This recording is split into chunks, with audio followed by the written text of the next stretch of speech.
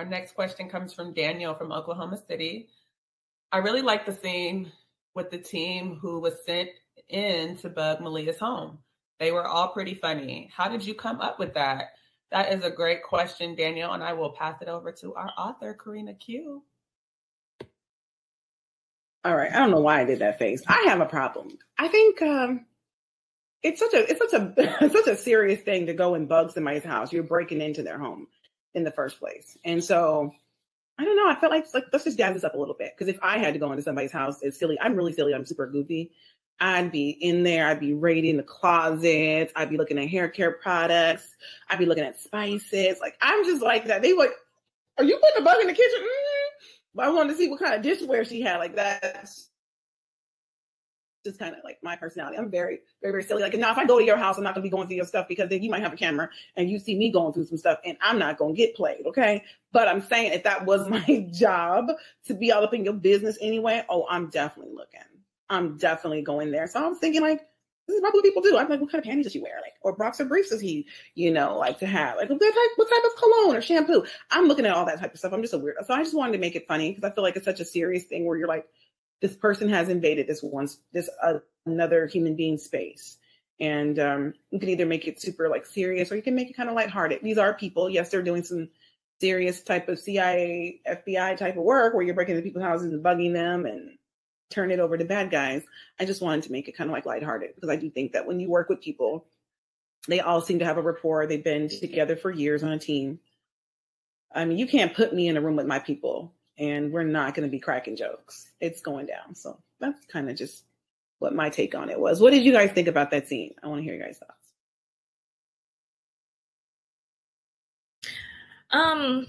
Bonding over crime. I guess, yeah, you could crack jokes. Everybody, some people are close with their coworkers and stuff. But when you said that you would go in the house and you'd be like cracking jokes and stuff like that, I'm like, well, if you were with me, if this is me, you, and Kyrie, we're going in there. We're going in the house. Corenna, you are going to be all about, let's get this job done. Don't mess around. Okay, you over here, you this, blah, blah, blah. And I'm going to be the one cracking jokes. Like, you see her drawers, bro? Like, when's the last time she washed it? Like, I feel like, and then you would bust out laughing. And then, Kyrie got to come in with the guys. Come on, we're on the job. You know what I mean? So it's like, you like to delegate. Y'all do this, and this. And then when we get in a car on the way home, it's like, hey, I did see I saw them drawers, bro. I don't think she washed her drawers. Like, and crack jokes on the way home. But it's like at the time, yeah, I think you would be a little more serious personally. But I thought it was, funny. But yeah, kind of weird too. I'm like, God, you guys are like bugging this woman's apartment and stuff. You guys are talking about, oh, she might need a roommate, good looking guy like me and blah, blah, blah. I'm like, whoa, Jesus. So I don't know. I thought it was funny. It was a good little touch. I liked it. What about you, Kyrie? Yeah, I really like this scene. And by what you said, if it was us going in there, I'm going to have a detailed itinerary of each room and what to look out for and what we need to be doing. And then we going to crack jokes in the car all day. You already know. But I was a little bit torn between this scene because I feel like everything Chan does, I mean, it's a level of sweetness to it. And then I always have to snap back to, this is pretty crazy, but it's really sweet, like to have this dude put out all these resources to figure out what I got going on in my life, like it is just thoughtful, but then the other side of that is, oh my God, this is crazy. This is wild. This is crazy. But we are living in an ever growing age of technology and cameras, so I feel like we should always conduct ourselves as if we were being videotaped, and if you can't If you can't, whatever you're doing, if you don't want it on camera, you might not want to do it. You might want to reconsider, because somebody gonna catch you digging your wedgie out in Walmart when you think nobody's on that aisle. That camera done picked it up. And now you're on World Star, you know, everybody doesn't know it's you, but somebody gonna see that and be like, that's Kyrie picking her butt on aisle 10. Like, I am so afraid of that, you know? So I'm always like, if I got to pick my nose, if I got to adjust my hat, if I got to, you know, get a wedgie out, I have to go somewhere where I know there are no cameras, which is the restroom, or, you know, discreetly, you know, because I'm afraid to be picked up on surveillance doing something crazy. So, but it was a really sweet scene. Just one more thing, though, about that. We're talking about in public and at Walmart. This chick is at home. Like, if there's anywhere you want to dig out a wedgie or pick out your nose or something, it should be at home. Like, he's bugging her house. It's her house. Yeah. Oh, it's so sweet. It is no. Not my home. The parking lot, really nothing. But I mean, inside my house, no. Yeah, it is a bit much. That's where you dig out your wedgie. I'm just glad to be married, because I feel like the times that we're living in, it's so easy to bug everything now. Like, they got bears, they got stuff that looks like cameras. I mean, we see it all the time. Like, Airbnbs are being exposed, and I'm like, well, damn it, you know, if they got cameras at Airbnbs, I know I was walking around totally without clothes on, just you know what I'm saying? So I'm like, God, to just not be comfortable anywhere you go. So yeah, I'm just gonna have to do it. So, but yeah, to be in your home, be bugged, like your whole you're so exposed. You know, you see what this person does, you see what they think, you see how they talk to themselves. Because I talk to myself, honey, all up in this house. Me and God, we be having a nice little talk. Like, you know what? And I wasn't really feeling that, and I'm gonna have to tell him. You know what I'm saying? So like, they'd be like, dude, I think she said it was God. You know. So yeah, you get to see everything with the person. Like, you can't hide if you're being watched. And like, you know, it's one thing somebody puts surveillance on you and you walk outside your house and okay, you got your bonnet on, you're throwing your trash out, or okay, you're wearing your sweats to take your kids to school. But baby, if you in somebody's house, like you getting all of the glory of God. You're getting everything that he gave you. You're getting it. Okay. So that was that for me. What was the next question? Alyssa from Nashville, Tennessee says, I can't believe Malia went out the house dressed like that. I would have died. Why did she put some clothes on before leaving the house to go to the hospital? She didn't put clothes on. Like, if it was me, like I said, I would have went ahead and went to sleep, woke up, had breakfast, did my whole little whatever. But Malia, she, her mom called her and it was an emergency, and she just, without thinking, threw on a jacket and what was close by, I guess, was some heels, and she just didn't think. It was an emergency. She took her stuff and ran out the door. I don't think she was trying to look like an escort or trying to attract anybody or bring any attention to herself at that time. Even though her dad had, messed her over, she's like, I got to get to him quick. And I'm sure her mom made it sound way more dire than it was. I'm sure it was pretty bad. They said his face was swollen and he had started to bruise. And so he looked really bad. And not to mention he was hanging from the ceiling. God, Shan. And so, anywho, yeah, you think about our parents. I know if it was my mother, I know if it was, Miss Kitty, they would be calling, screaming, no, because blah, blah, blah, blah, blah. And, with all the excitement and everything, you're like, okay, I'm coming. So I think she just threw on her coat, popped on them heels, and got down there as quick as she could. Yeah, that was her thinking behind that. That's what I'm thinking. What about you, Kyrie? She was excited to go see her dad. Got the ones and the twos. That's why she wasn't. Now I'm just kidding.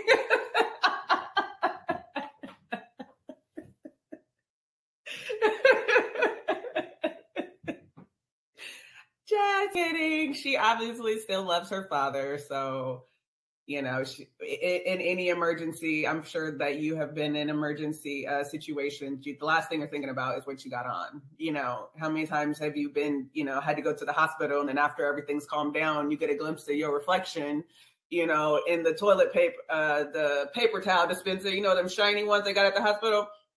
You get a reflection like, is that what I look like? And then you start covering up like, dang, I left the house quick, you know? So always take a hat with you in emergencies, because you don't know what you look like until after everything is calmed down. But yeah, I definitely would not have been concerned about what I was wearing, because I would have tucked myself in the bed and I wouldn't have been going anywhere. So wouldn't have that problem. Corenna. So funny. Yeah, I think when you're in an emergency situation, you just take whatever you can and you go. Malia is also a person who wears a lot of high heels anyway. So, you know, I remember I learned how to, when we were kids, we used to do crazy stuff. We learned how to run in high heels just in case anybody gets after you, be able to run in these high heels if you need to. So I think Malia is very comfortable in high heels, and they were already next to her. She was like, okay, shoes, let's go, you know, and she was probably thinking, you know, I have a trench coat, whatever. It's pretty long, like, you know, you don't know what I have on underneath here. And it wasn't until like, I think she like kind of lifted her leg up a little bit, maybe like put like her leg up against the wall, that she was, you know, thinking about whatever was going on, that her dad was like, young lady, did you have company? Yeah. And then she's like, oh my God, let me cover myself up. My daddy saw my leg exposed, you know. Now he knows I wear naughty girl clothes to bed.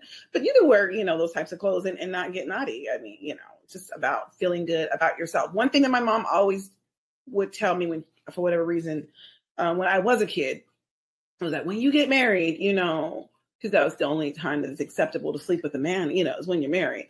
So she would take, you know, when you get married, you know, before you go to bed, clean yourself up, you know, freshen yourself up, put some nice clothes on, you know. And I would see her before bed, and I'm like, girl, you going through it, you know, with her little whole bath, you know, just like, what are you doing, you know? So she would be like, just kidding, yeah, girl, that's what they call it, bird bath, whole bath, whatever, you know, just cleaning herself up, putting on perfume. And I'd be like, for what? Like, what are you doing? And she was just like, always go to bed smelling good. So that's what I do. Even when T's out of town, I would have myself a nice little shower. I'll light my candles.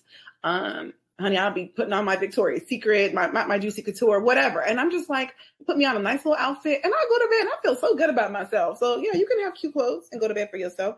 I put on perfume before I go to bed every night. I do. I was putting on Victoria's Secret. I found the little rolling kind, like you throw it in your purse. And I was like, oh, I've been looking for this. And I was getting all in my neck and all of here. So yeah, I didn't even do anything, but I just like to go to bed smelling good. We kind of went off the rails, but anyway, did anybody else answer their question?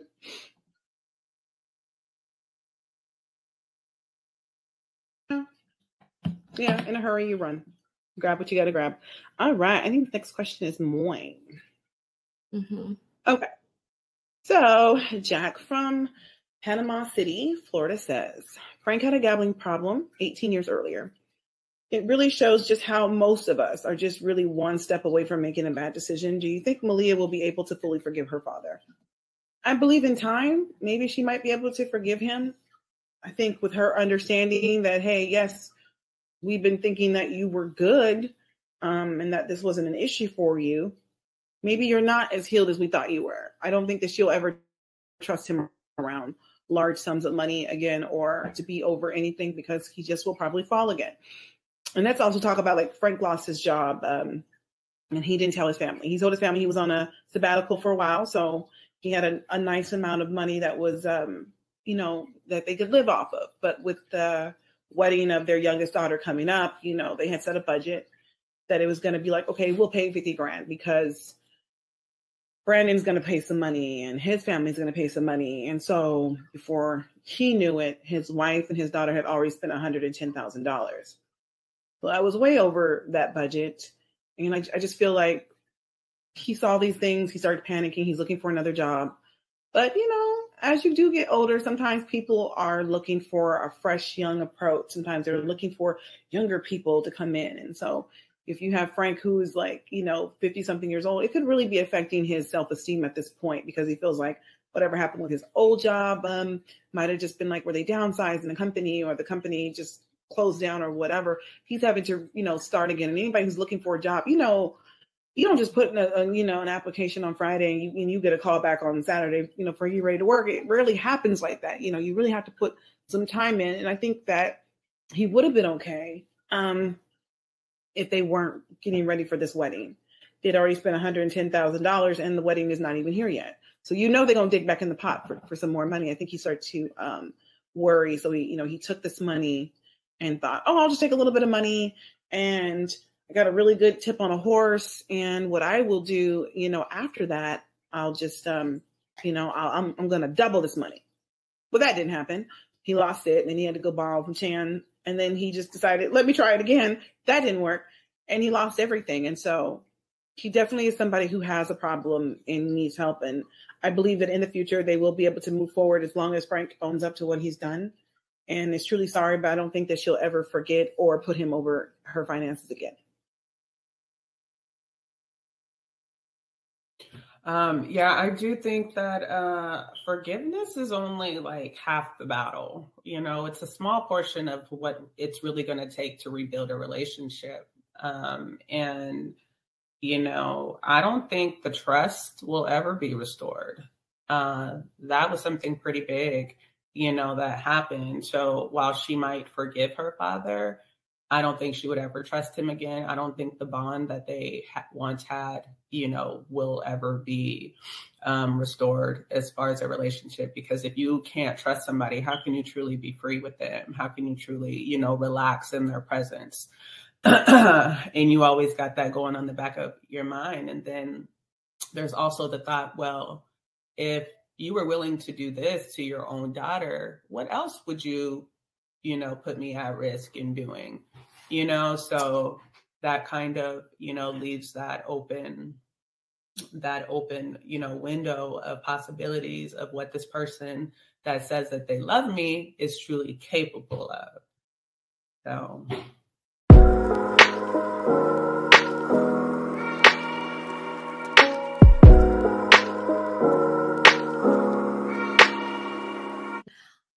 I think Malia will be able to, of course,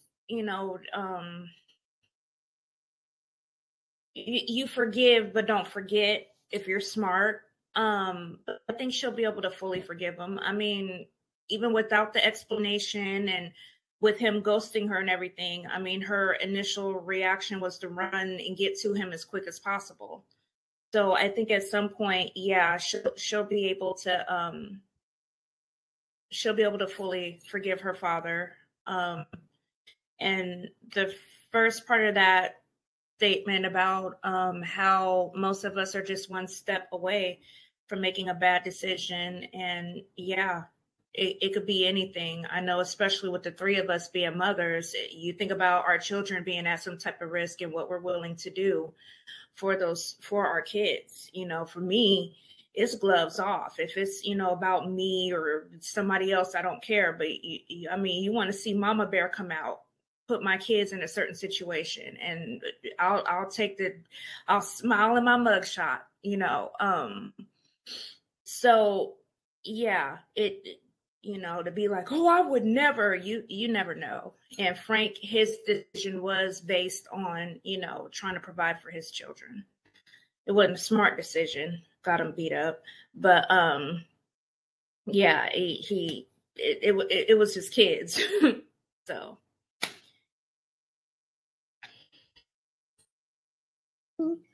Next question. I think it's Kyrie. So disappointed in Frank's behavior. I was just lost in thought of that. It's just, it's out of so many decisions that you could have made, why did you have to do that? Why did you have to take all the money? Just take a little bit, have a conversation with your wife and your daughter. Hey, this is all we have left. This is the budget. You know what I'm saying? Like, he just did way too much. It's just annoying. I know the story. Adam from Sandy, Oregon says, Chan's true colors have come out. He is a horrible person. Malia has no clue what she's getting herself into. It's clear her mind was still on him, even at the hospital with her father. She seems to have fallen hard for him, which is crazy since they just met. When will she realize this is not normal to be so caught up in a person? Y'all just be going hard on my girl. Like, oh my gosh, Adam, like, get off my girl's back. I mean, have you never made a mistake in your life? Have you ever never hoped in love? Like, come on now, bro. Chill, okay? But yeah, she's going to learn eventually. I mean, you have to, but I mean, and also with growing in life, like, you hope for the best in people. You never expect people to turn out to be the assholes that they turn out to be and to hurt you in the way that they do. Like, you don't go in, and if you thought that, why would you even go into the relationship? You know, so it's like, if you have all these negative thoughts, you cut yourself off from really experiencing this person, you know, and it's on them to fully have that experience with you. And if they choose to do other things with it, you know, act ugly, manipulate you, lie, cheat, steal, all the things that people tend to do, you don't anticipate that, you know? Like, how would she know that? She's looking for love. She hasn't been in a relationship in over 5 years. There's this amazing guy that comes into her life telling her all the things that she's been waiting to hear from somebody. I mean, why would she not just be a little hopeful that this just might be the one that's not going to do me dirty, that's not going to do me wrong? You know what I'm saying? And so, I mean, we'll have to see how the story plays out, you know, to see if she ever does catch on and wise up and, you know, gets out of there. But I mean, I think it's human nature, you know, to want to have that type of bond and relationship with somebody. So get off my girl's back, Adam. Okay.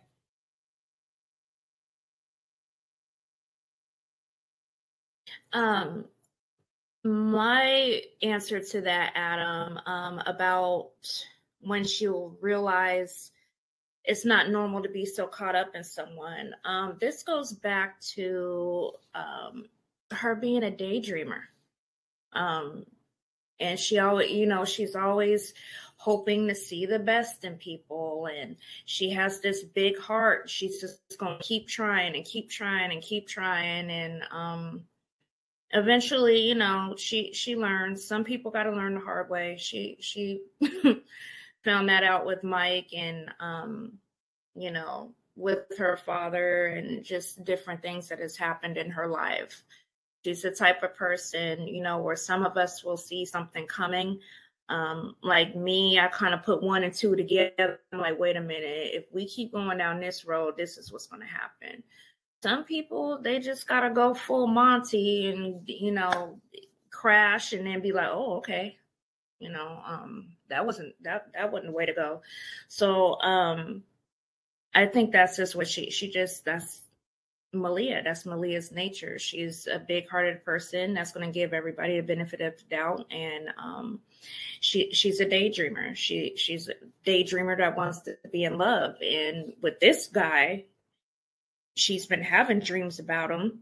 And then to see him in real life, it's like, whoa, okay, hold on. Of course, she's intrigued and she's going to see where this goes. Corenna.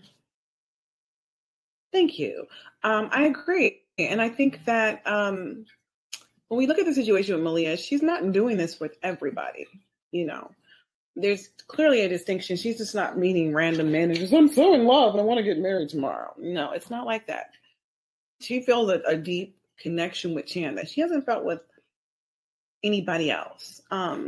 And it's exciting and she wants to explore that. But yeah, this isn't a situation where she has these feelings for everybody. And I also think that it goes back to Malia being, you know, the romanticist. She loves the idea of romance.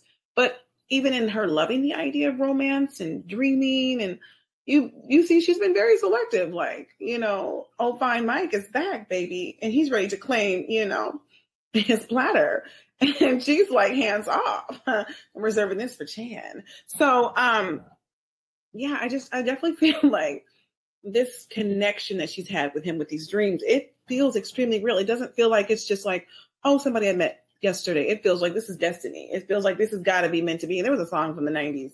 I don't even remember who made it, but the guy was like, it's got to be destiny and all this other stuff. I still like, I got to go to YouTube and play that today because that was my hit. But, I do really feel like she believes that it had to be fate. It had to be destiny. The situation's happening really fast, and she's having these strong emotions. So yeah, and then also I feel like, there's nothing wrong with believing in people until they show you that they can't be trusted. Is it okay to have some like good fear and move with caution? Definitely. But I think it also goes back to Malia has lived in a bubble her entire life. When you've grown up very rough and you've been thrown to like the wolves and you've experienced a lot of different things at an early age, it is easier to just to kind of be like, nope, don't like it, red flag, boom, boom, boom, boom, bop. Her life has been very controlled. She's been in a controlled environment. So this is all new territory for her, really making her own way, not looking to her family or people in her society to tell her like what's good for her. She's really making her own way. She's really making some decisions for herself. So it probably feels very empowering to be someplace and, it's my turn to think what I want to think for myself and do what I want to do for me and not have my mom, my grandmother, other people in the city match me up and tell me what I have to do for legacy, but like making her own decisions. So I think that, through life and through the story, you're going to see Malia. There is changing, but there's a positive change. She's being open. She's being hopeful, but she also is learning, and she'll learn quickly, who can be trusted and who can't be trusted. I mean, we've seen her cut off Erica. That's something that should have been done when they was 5, to be honest, and now it's just finally happening. So we see that she's catching on to some people's behaviors and actions are just that. Those are their behaviors. Those are their actions. That's a part of their character. And I don't have to make excuses for it. I don't have to be around them. And, it didn't say that Malia went to her daddy's door, knocking down the door, come outside now, she saw the way he was moving. And I think a part of her was extremely sad that he did her like that. But there was another part of her was like, okay, F you, dad. I don't need you then. You know what I'm saying? And so I'm trying to call you, I'm trying to figure out what's going on, and you can't be a man about the situation. Got it. I'll take care of this like I do with everything else. You know what I mean? So instead of her, crying and going over there, mom, and waiting outside the house for him, I'm going to catch him slipping when he coming in there with them groceries. He going to have to talk to me, right? I think Malia was just disgusted because once again, a person that I trusted, a person that I thought had my back and showed me that they had other things that were clearly more important than my feelings and their loyalty to me. And so I'm going to move how I need to move for me. That's my thoughts. Yeah, and I'm like that too, because what does talking really do anyway? You've shown how you feel about my life in action. We ain't got nothing to discuss. Where my money at? And if you ain't got an answer for that, I mean, we don't have anything else to say or talk about. So so disappointed in Frank. Yeah, where that money at? Where the money reside? That's what I want to know. And are there where the money reside? We need to bring him back because he was funny. Alicia, are there any closing thoughts that you guys had concerning chapter 11? Thought process for the future? Like, what is your forecast? What do you see happening next? Because I know you haven't gotten to that part, but like, what is the feeling? Well, I hope Frank get his butt beat again until that money show up. I'm not really fixated on him mending things with his daughter just yet, because he needs to show that same hustle you had when you lost that ball career. Put that same motivation behind losing your daughter's money, stealing your daughter's money, and losing it. You know what I'm saying? Give me that energy to run me my money back and help me put this business back together. Like, he owes her so much, and to just ghost her, like I just don't feel like it should be so easy. Like, oh, well, that's my father, I forgive him, and then they get back to living this. No, absolutely not. So yeah, I hope in the foreseeable future that Frank, does a lot of attitude adjustment and comes groveling at Malia's feet and gives her every nickel and dime that he earns to get back into her good graces. So we'll see. Definitely. You two summed it up, and both of you have summed it up, and I totally agree. I don't think this should be an instant. Yeah, we in the thick of it again. He needs to prove himself, and get that money back and make stuff right with his daughter. I'm not happy about the fact that he's kind of promised her my phrase again, a platter that isn't his, promising something that's not his to promise. And then for it to be his daughter, he's already screwed her once. And then now to know that he's dealing with this dangerous person who, was ready to take his life in a minute and then offer your daughter up to him. And it wasn't even the younger daughter, it was like the one that you screwed over. Not that any daughter would be cool, but I mean, I'm like, dang, haven't you done enough to Malia? Like, you stole her money and then you gonna offer her to a triad? Jeez. Yeah, I'm with Kyrie on. I'm kind of hoping for another beatdown from the hanging from the ceiling again. That's my thoughts. I'm gonna get into a couple more chapters tonight because I need to know now. It's eating me. So that's all for chapter 11. You want to see? Everybody's serving Malia up. I don't like this narrative that we just came upon. First Antonio, now her dad, Erica. What is going on here? Yeah, they're all toxic and Malia gets the blame for it. But yeah, it's Malia's fault. Everybody's horrible. She was a bad picker. Right. She should have chose better. She should have chose her family better. She gonna have to have a conversation with God about them parents and friends and people that he put in her life. But I mean, I didn't even think about it like that. People are constantly serving her up to save themselves because, Frank could have died, but, he was just like, well, what other choice did I have? And, Tam kind of twisted my arm behind my back. So I just went with it, but again, we just see people who are just like, I love her, but I love me more. And, that's how it feels. Sometimes it feels like she really is by herself. So, but I think that and I think that she knows that too. I think there's a part of her that feels like that too. But when you start to feel like you're on your own and nobody else has your back, you start to move differently. And I definitely think that, Malia is going to have an awakening of the people who are around her. They're very self-serving, if it doesn't serve them, then they don't have any use for her or anything else. So I definitely feel like this Rose City story is like an evolution of change that we're going to see with Malia, because you have to change as other people around you reveal themselves and when you catch on. So, all right, folks. Well, thank you so much for joining us for another episode of Rose City, the After Show. We hope you enjoyed our discussion on episode 11. Don't forget to tune in next week when we will be diving into episode 12. If you haven't already, you have time. The first 3 episodes are free on Kindle Vella, so there's no need for you not to check this out. The story is amazing. I'm sure you'll be hooked. New episodes are being published every week. We love hearing from our readers, so please add your thoughts, questions, theories to the comment, or reach out to us on Rose City, the After Show on Facebook. All links will be provided in the description. Thanks for tuning in. We will see you again next week in Rose City. Bye.